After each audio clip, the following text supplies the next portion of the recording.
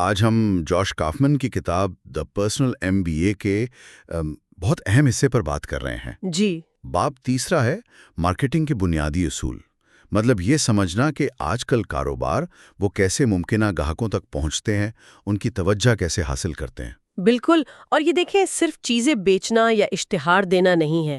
Marketing کا جو اصل مقصد ہے نا، وہ ہے صحیح لوگوں تک پہنچنا۔ صحیح لوگ؟ جی، صحیح پیغام کے ساتھ اور صحیح وقت پر۔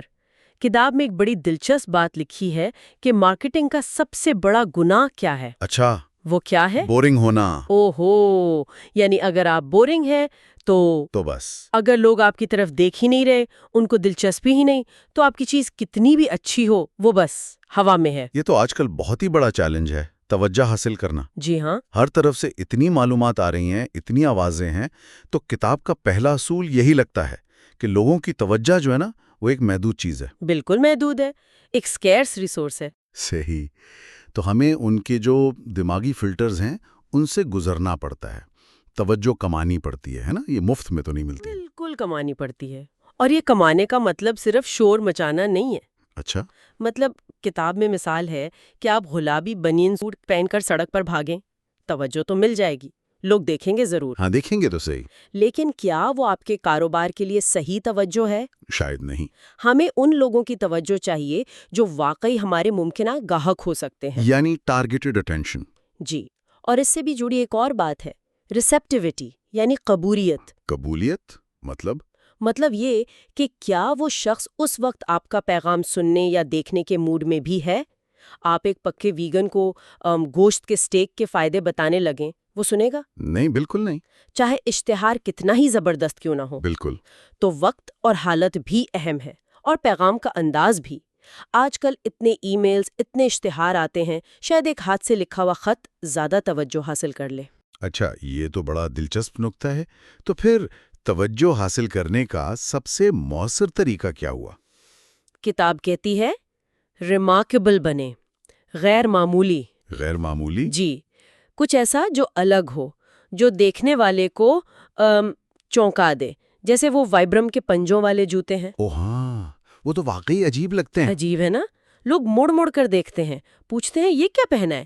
یہی ان کا انوکھا پن جو ہے وہ مفت کی تشہیر بن جاتا ہے۔ اچھا، تو یہ سیتھ گورڈن والی بات ہو گئی، پرپل کاؤ، جامنی گائے۔ بالکل وہی، جو چیز بھیڑ سے الگ دکھے گی وہ نظر آئے گی، وہ توجہ کھینچے گی۔ صحیح۔ اور غیر معمولی ہونا جو ہے نا، وہ مارکیٹنگ کی سب سے بڑی رکاوٹ، یعنی گمنامی، obscurity، اس کو توڑتا ہے۔ گمنامی؟ جی، جب کوئی چیز اتنی دلچسپ یا مختلف ہو کہ لوگ خود اس کے بارے میں بات کریں تو وہ ورڈ آف ماؤتھ بن جاتا ہے، اور وہ اکثر سب سے طاقتور مارکیٹنگ ہوتی ہے۔ یعنی آپ کے گاہک ہی آپ کے لیے بولنا شروع کر دیتے ہیں۔ بالکل، وہ آپ کے سیلز مین بن جاتے ہیں ایک طرح سے۔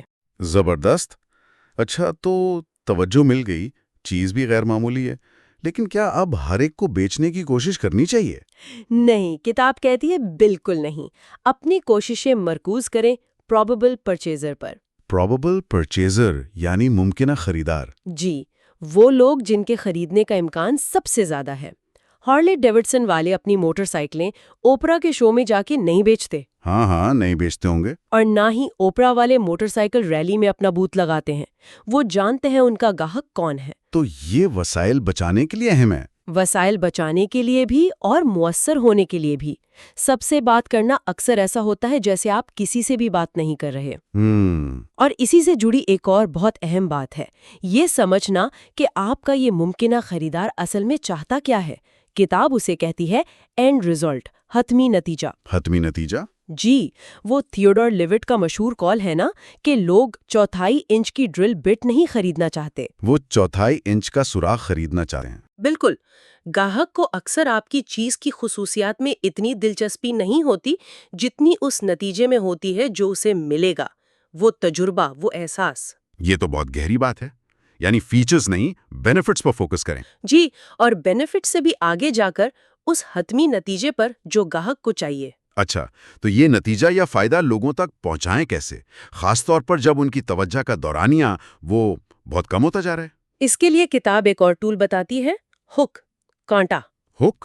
جی، ایک مختصر، یاد رہ جانے والا جملہ یا خیال جو آپ کی پیشکش کے سب سے بڑے فائدے کو فوراً ایک جھٹکے میں واضح کر دے۔ کوئی مثال؟ جیسے آئی پوڈ جب پہلی بار آیا تھا، ان کا ہک کیا تھا؟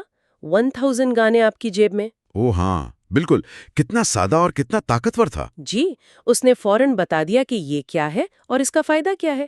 لمبی تفصیل کی ضرورت ہی نہیں پڑی، ایک اچھا ہک فوراً دماغ میں بیٹھ جاتا ہے۔ صحیح، تو آپ نے ہک سے ان کی توجہ پکڑ لی، اب کیا؟ اب آتا ہے شاید سب سے اہم قدم، کال ٹو ایکشن، عمل کی دعوت۔ یعنی انہیں بتانا کہ اب کیا کرنا ہے؟ بالکل، واضح طور پر بتانا۔ آپ نے توجہ حاصل کر لی، دلچسپی پیدا کر دی، اب آپ چاہتے ہیں کہ وہ اگلا قدم اٹھائیں، تو بتائیں وہ قدم کیا ہے؟ صرف یہ کہنا کافی نہیں کہ ہماری چیز اچھی ہے۔ نہیں، جیسے کتاب کہتی ہے، صرف یہ کہنا کہ ٹونی کے ہیمبرگر شہر میں بہترین ہے، یہ کافی نہیں۔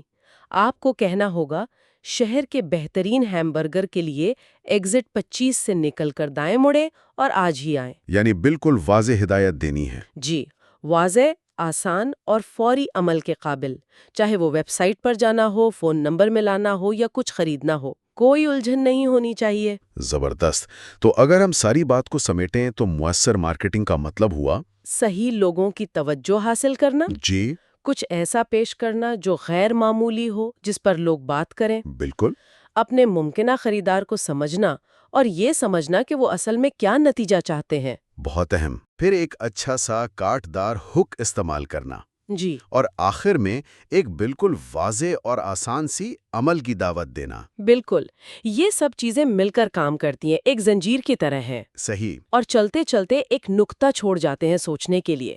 کتاب میں مفت کی طاقت کا بھی ذکر ہے۔ اچھا، فری کا؟ جی، مفت مشورے، مفت سیمپل، مفت ٹرائل، یہ سب توجہ حاصل کرنے کے بڑے کارآمد طریقے ہیں۔ لیکن کتاب یہ بھی کہتی ہے، محتاط رہیں، صرف توجہ سے بل ادا نہیں ہوتے۔ یہ تو ہے۔ تو سوال یہ پیدا ہوتا ہے کہ کاروبار یہ توازن کیسے قائم کریں کہ مفت میں کچھ دے کر گاہکوں کو متوجہ بھی کرے اور ساتھ میں منافع بخش بھی رہیں۔ یہ ایک نازک توازن ہے۔ واقعی، اس پر غور کرنا چاہیے۔ یہ ایک بڑا چیلنج ہے۔